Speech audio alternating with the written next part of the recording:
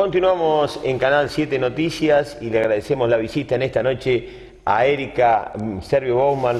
Realmente gracias por venir, Erika. Buenas noches, Nelson. Gracias a ustedes por siempre invitarme. Bueno, y un tema importante, un tema que está de actualidad y realmente hernia de disco. ¿Cómo es con frecuencia? ¿Cómo se da? ¿Cómo se diagnostica? Bien, la hernia de disco es, como otras patologías que ya estuvimos hablando, una de las consultas más frecuentes que tenemos en el consultorio y consiste en, se le dice que hay una hernia de disco cuando una parte del disco que hay entre las vértebras de la columna se debilita y tiende a escaparse o a protuirse, diríamos, hacia atrás.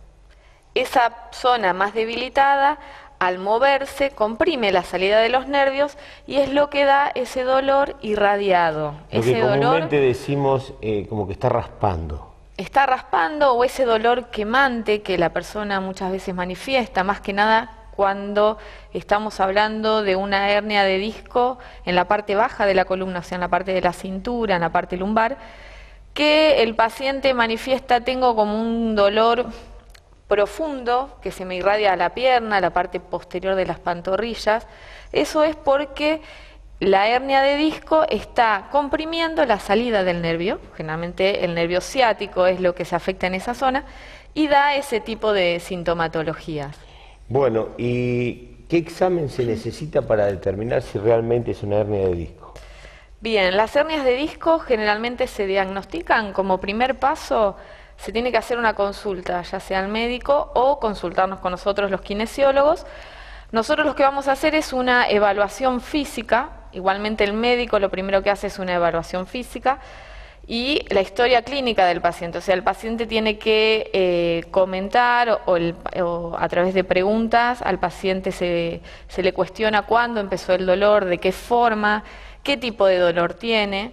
Y con la evaluación física, a través de diferentes pruebas que nosotros le hacemos y que el médico también le hace, según la movilidad que tiene, según la fuerza muscular, si está afectada o no, que eso también es muy típico en las hernias de disco, vemos y evaluamos si existe una hernia de disco, dónde estaría localizada esa hernia, y a partir de ahí después se determina si se hace algún estudio complementario, ya sea una radiografía, una resonancia.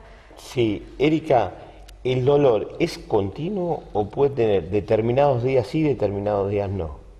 Sí, es muy variable. Siempre depende del grado de hernia que el paciente tenga. Si ya el paciente presenta una hernia bastante avanzada y se le suma también un proceso degenerativo, hablamos ahí de artrosis, o sea, una persona adulta que tenga artrosis de columna y a la vez esa artrosis esté jugándole en contra a lo que son los discos que están entre cada vértebra, estos discos que se deshidratan y que tienden a debilitarse, ahí ya la compresión que se genera en esa salida del nervio o en esa raíz nerviosa es más continua y es más intensa.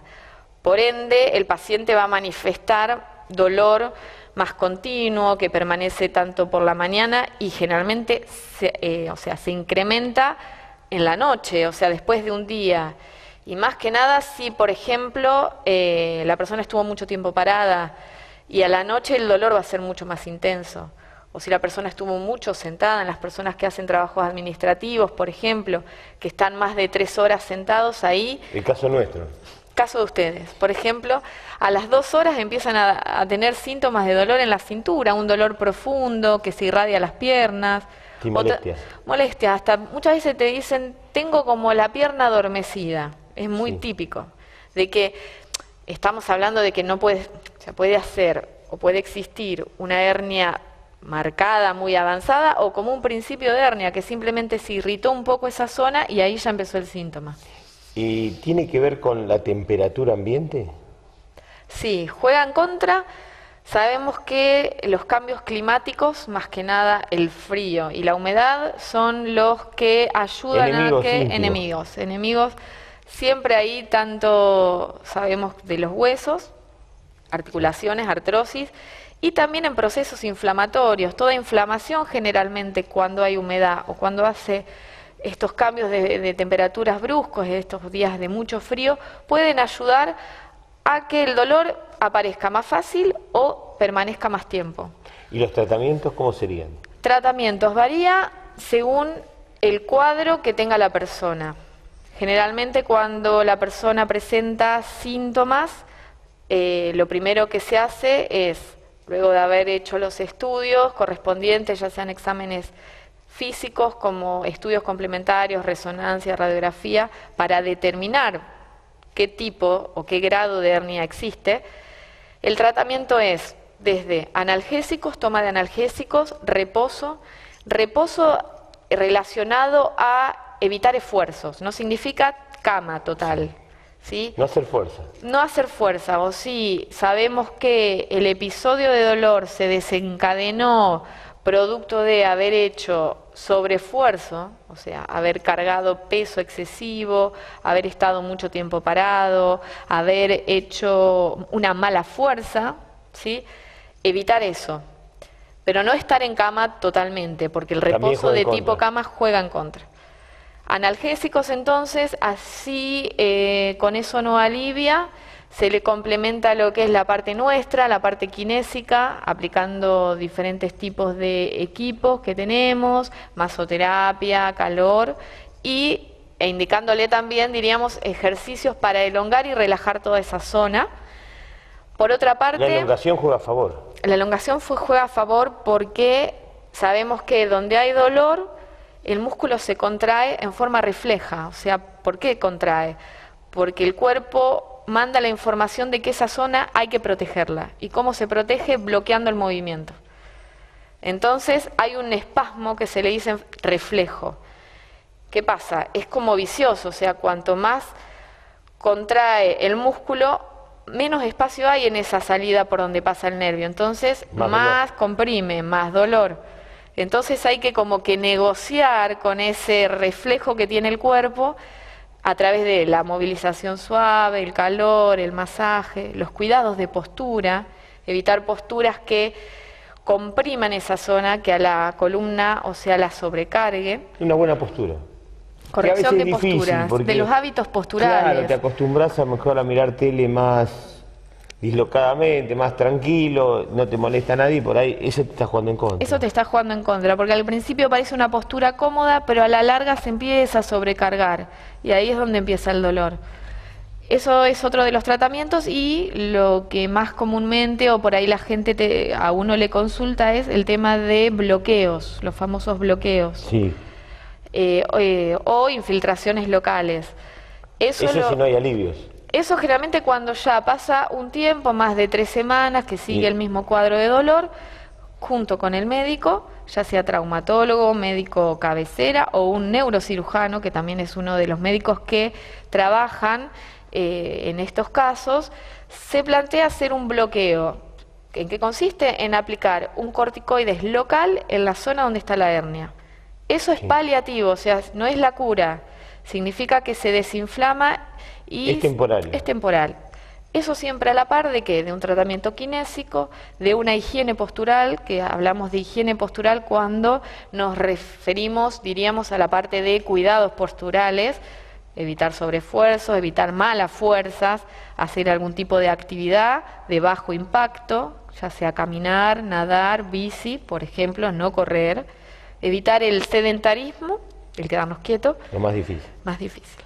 Y el tema del sobrepeso. Sabemos que el sobrepeso es... Lo juega en contra. Estás como mal, Nilson. Vas jugando, me estás derrapando. Me están dando casi todas. Esperemos que no tengas ese problema. Bingo, bingo. Y el tabaquismo también se está viendo de ahí que... zafo, Ahí es una buena. Que es uno de los factores que ayudan a tener hernias de disco. Más problemas. Más problemas, sí. Sabemos que ya el tabaquismo de por sí... Es el enemigo número 1 del cuerpo. Es uno de los enemigos y a la vez es una de las adicciones que cada más difíciles de erradicar. Más sabiendo que cómo está todo ahora. ¿Y pero la infiltración cómo sería? Infiltración, bueno, se hace bajo tomógrafo, o sea, se necesita... la infiltración se hace en el mismo momento que se está haciendo el estudio de la tomografía computada, o sea, es a través de una imagen que nos da el tomógrafo, lo hace un médico, un neurocirujano generalmente, y bajo anestesia, Y Porque una vez que termina de sacar la aguja de la infiltración, automáticamente tiene que dejar de doler. generalmente el alivio es instantáneo, ¿sí? Puede también tardar 2 días, 3 en generar el alivio, pero el alivio, si está bien indicado, o sea, si la infiltración es correcta para ese caso, tiene que haber alivio. Muchas veces ha pasado de que lo han infiltrado y no tuvo alivio. Eso te da indicio a que ya se tiene que recurrir a una etapa, o sea, más avanzada para tratamiento, que son las cirugías. Cirugías, que ahí hablaríamos de cirugías de tipo se llaman... Microcirugía. Sí, que son las disectomías, que es cuando se extirpa el pedacito de ese disco que se escapa y que Sí. está comprimiendo, bueno, se saca ese disco, ¿sí? Entonces se libera la zona donde está comprimiendo. O si no, el otro tipo de cirugía serían las artrodesis, que las artrodesis es cuando se fija 2 vértebras. ¿Sí? Al Como que fijar, se sellan. se ponen tutores y se bloquea esa zona. ¿Qué pasa? Ahí te aseguras de que al no haber movimiento no hay compresión, no se dolor. aprieta, entonces te asegura eso. Pero esos son ya para casos Extremos. donde ya hay una artrosis avanzada en la columna, para casos de personas generalmente de edad avanzada, ¿sí? Y como Ya no es nuestro caso. no, En este momento. todavía estás en ventaja y no tenés la candidatura para eso, diríamos, para cirugías. Bueno, Erika, creo que muy completo. No sé si te queda algo más de este tema. No, como siempre digo, que ante alguna duda, alguna consulta que tengan, la idea es ir tanto consultar a nosotros o al médico de cabecera. Siempre lo importante es diagnosticar a tiempo para que los resultados en el tratamiento sean lo mejores posibles y para que la calidad de vida de la persona y de uno mismo sea lo mejor posible. No olvidarse que la actividad física y el moverse es fundamental y ante eso después estar atentos. Sí, recurrir a la persona de confianza, su médico, su kinesiólogo, su traumatólogo. Perfecto. Gracias, muy completo el tema como siempre. Gracias. Próximamente te esperamos con otro tema. Gracias, Nelson. Pausa y ya volvemos.